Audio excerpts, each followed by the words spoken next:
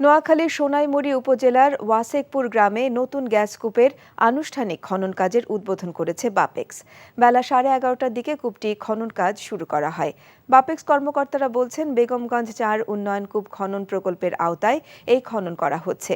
বাপেক্সের প্রকৌশলী এবং শ্রমিক সহ 2 শতাধিক ব্যক্তি এই খনন কাজের সঙ্গে যুক্ত রয়েছেন। এর আগে 22 এপ্রিল কূপ খননের স্থানে ড্রিলিং রিগ স্থাপন করা হয়েছে। 120 দিন চলবে এই খনন কাজ।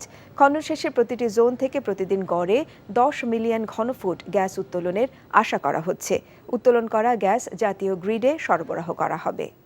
আমরা অতি শীঘ্রই এখান থেকে ড্রিলিং শেষ করে ইনশাআল্লাহ গ্যাস পাবো বলে আশা করতেছি, এবং এখান থেকে গ্যাস পাওয়া গেলে কমপক্ষে মোটামুটি আমরা দৈনিক 10 মিলিয়ন ঘনফিট গ্যাস আমরা জাতীয় গ্রিডে যোগ দিতে পারি।